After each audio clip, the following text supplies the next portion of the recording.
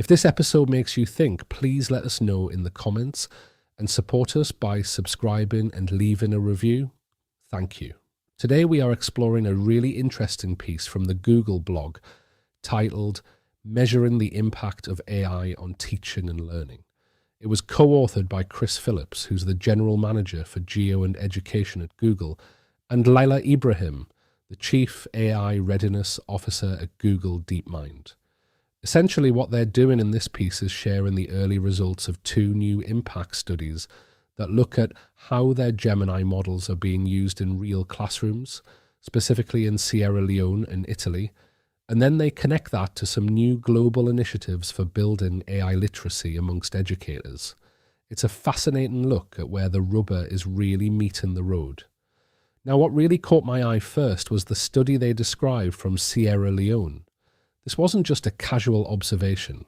It was an 8-week pre-registered randomized controlled trial, an RCT, which is a pretty robust way to measure impact. They worked with Fab AI and local teachers, randomly assigning 48 math classrooms, nearly 1,800 junior secondary math students in grades 7 and 8, to either use a tool called guided learning, which is powered by Gemini, or just continue with their regular classwork. And here's where it gets really interesting. The students who used the AI-powered guided learning significantly improved their mastery of foundational topics like fractions, exponents, and prime numbers. We're talking about an increase in their scores on externally validated assessments by 0.26 standard deviations. Now, for those of us who aren't steeped in educational research stats, they put it into really clear terms. This is equivalent to roughly 1.2 to 1.7 years of typical learning progress in low and middle income countries. That's a huge leap, isn't it? Think about what that means for a student who might be struggling with these core mathematical concepts. AI is stepping in, augmenting the teacher's efforts and really helping to bridge some significant learning gaps. It's an example of enhancement, not replacement, allowing students to access personalized support that might otherwise be unavailable. What else really struck me about the Sierra Leone study was the engagement. We often hear about how edtech tools struggle with adoption, but in this trial, engagement was incredibly high. They found that 69% of the guided learning students reached an intended 12-hour usage threshold, with the average across schools being 15 hours of Gemini use. And the students who hit that recommended usage, they saw even bigger gains, moving up to a 0.38 standard deviation increase. That effectively moves an average student from the middle of their class into the top third. When I hear that, I immediately think about the middle 80%. Those students who often don't get the specialized attention of the top achievers or the intensive intervention of those at the very bottom. This AI tool is clearly serving that often invisible majority, giving them tailored practice and pushing them forward in a really meaningful way.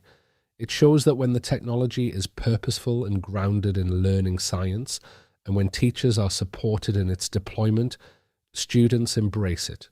But it's not just about students, is it? The authors then pivot to a study conducted in northern Italy, which focused on the impact on educators. This one was across the Don Bosco school network and involved surveys, focus groups, and over 560 detailed teaching activities with 700 educators and 9,000 students, spanning everything from primary to upper secondary to vocational college training. Now, this is the bit that really got me thinking about how we redefine the teacher's role. Educators were using Gemini for education to assist with content creation and scaffolding. The result? They successfully personalized their learning materials, and teachers reported that an impressive 99% of students in each class successfully mastered their planned lesson skills. That's remarkable, from calculating the geometry of a parabola to writing Java code. It suggests that AI isn't just about speeding things up. It's about enabling a level of differentiation and individualized support that's incredibly difficult for one teacher to achieve alone, even with the best intentions. But here's the real kicker for me, and this is where the human in the loop and outsource the doing, not the thinking. philosophies really come alive.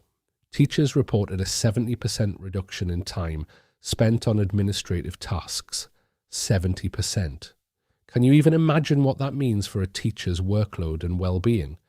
And critically, they didn't just sit back, they directly reallocated that time to 1.1 student mentorship, motivational support and emotional support. This is exactly what we're aiming for, isn't it? We talk about aiming high in AI adoption, not just for efficiency, but for deeper impact. AI is helping us hold the complexity of all those administrative tasks, so we have capacity for creativity, and more importantly, for connection. This allows teachers to lean into those uniquely human domains that AI cannot touch: care, judgment, relationship, imagination. Machines can compute, they cannot wonder, they cannot care, but when they free up human time, those human qualities can truly flourish. The piece then moves into a crucial area: AI literacy. The authors acknowledge that while teachers are eager to use these tools, it can be overwhelming to master new technology at the level required to guide their students. This is so true. We often label teachers as resistant to change, but more often they just need time and space and the right kind of support. Give them that, and they become the best drivers of innovation. Google is launching new initiatives to address this, focusing on India and the African Union Commission. In India, they're expanding the Google AI Educator Series, offering practical, mobile-first training customized to the unique needs of Indian educators. And this isn't a one-size-fits-all approach. They're localizing the training into 6 languages in its first year. That's a powerful commitment to equity and accessibility, ensuring that AI literacy is not an afterthought, but a foundation for widespread adoption. It goes back to tailoring the solution to the institutional context, rather than just dropping a generic tool in and expecting magic. Similarly, their partnership with the African Union Commission aims to support AI literacy across all 55 member states, starting by bringing Gemini for Education and Notebook LM to university students and faculty. Again, it's about providing administrators and faculty with no-cost product onboarding and training playbooks, helping university faculty manage administrative tasks so they can focus on high-level instruction. It's that exact same principle from the Italy study, but scaled up to a continental level. Free up the doing, so the thinking, the teaching, and the caring can take center stage. What this article really underscores for me is that the conversation about AI in education isn't just theoretical anymore. We're seeing rigorous studies demonstrating tangible benefits for student learning and teacher capacity. But crucially, it's not just about the tools themselves, it's about the thoughtful, deliberate strategies for empowering educators through AI literacy.